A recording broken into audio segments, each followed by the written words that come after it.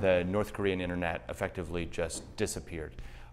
We noticed it first at Cloudflare because while North Korea isn't a big source of traffic for the internet, we typically see a trickle of requests coming out of that country.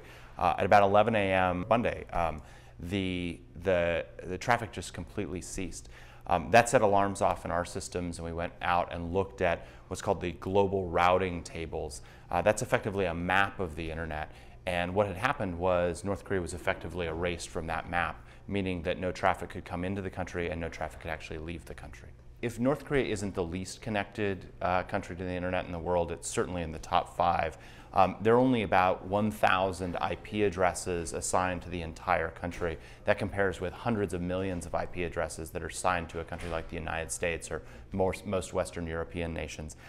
In addition, there's only one effective pipe, one connection to the rest of the internet that flows across mainland China, across a provider called China Unicom. And so that makes the North Korean internet particularly fragile and relatively easy for either the country's regime itself to control or potentially for someone external to the country to potentially knock offline. It's really important that we not jump to conclusions on who is actually behind this.